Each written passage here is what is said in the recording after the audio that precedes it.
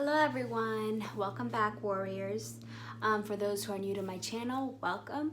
On my channel we talk a lot about mental health related content. If you haven't done so already, please check out my other videos and see if any of them resonate with you. My only hope is to fill you all with hope and light, and I always hope that my messages will get to you in your time of need and help you navigate your way through whatever you're going through.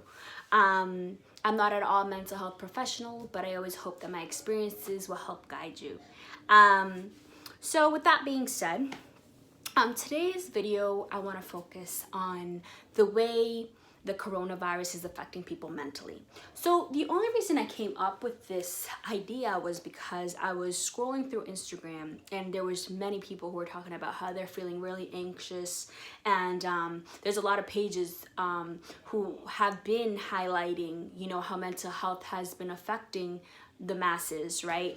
And I didn't think about it in that perspective because, I hear about it, but I'm not thinking that people are actually being affected by it. And I think it's because I'm really calm about it, and my way of dealing with it is in a smooth, things will play out the way they're supposed to. But I understand how just because it's not affecting me a lot mentally, it doesn't mean it's not affecting others. So it was really interesting for me to be like, wow, this is actually affecting people.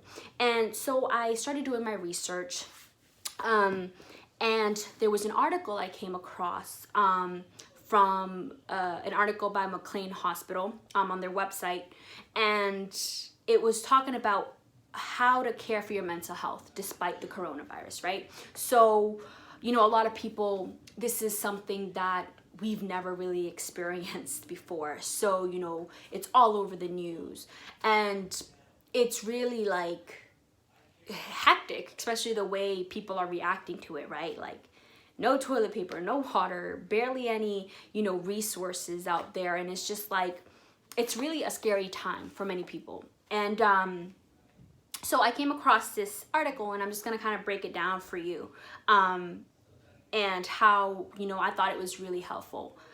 So the first thing they highlight is staying informed with trusted sources. And I can't stress this enough. So as a broadcast journalism major, I can tell you that there's so many articles out there that you can't trust. A lot of times people will share articles that are just baloney, for lack of better words. I'm just why did you share that? You do know it's not credible, right? A lot of these articles, especially media, they live to exaggerate things, right? What's gonna catch people's attention? What's gonna make them watch this?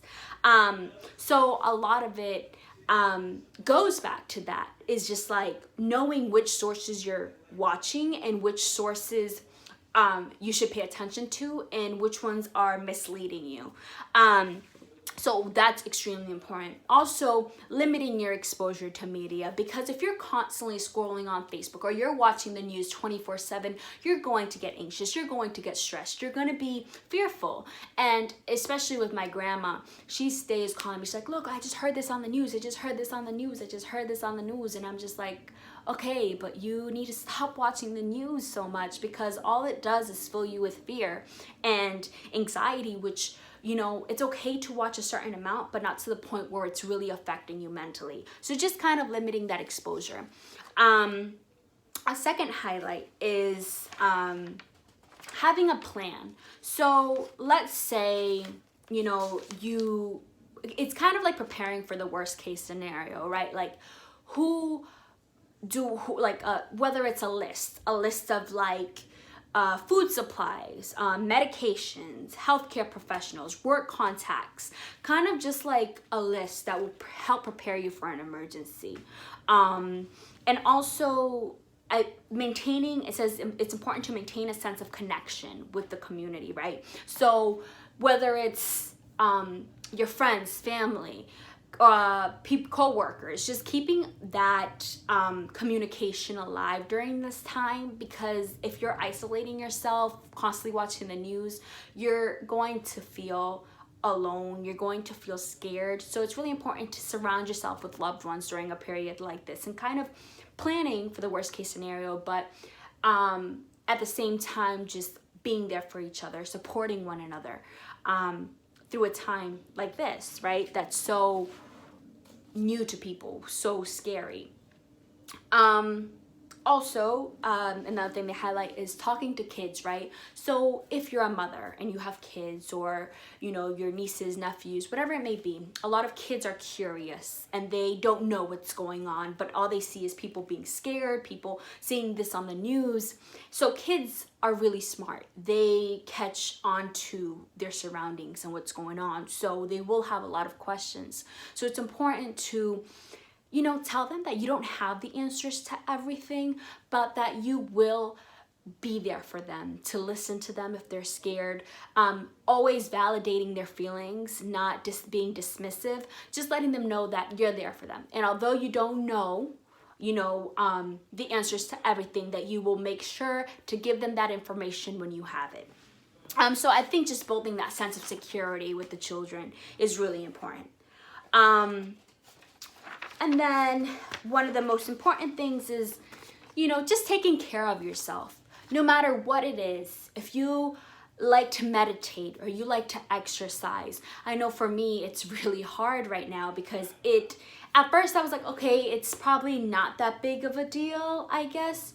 But, you know, I was just on the train. I was literally like probably the only one in there and 2 other people. I was like, what the heck is going on? I went to the gym, it was closed. And the gym to me is like, oh my God, it's my way to relieve stress and anxiety. So knowing that that's not an option right now for me to go to the gym is kind of like, okay, I need to channel my energy into something else.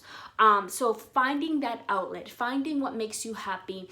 This is a time for you to just, you know, really just taking care of yourself, doing the things that make you happy, even if it's indoors, you know, whether it's reading, writing, indulging in those passions that you probably haven't been doing, you know. And it's really important to just find something that will relieve that stress and anxiety in this time of need, where a lot of people are anxious and fearful.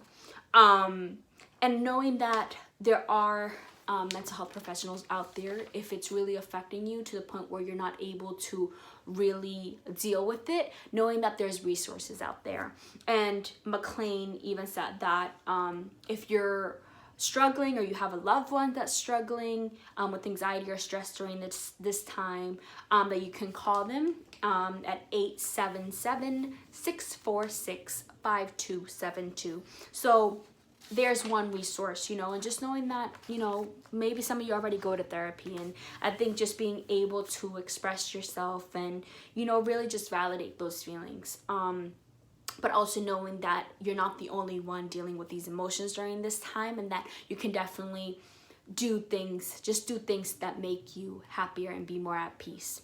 So with that being said, I love you all so much. Please stay safe. Please use hand sanitizer. Please wash your hands, okay? And just be safe. That's all I can really say. And spreading all my love. Mwah.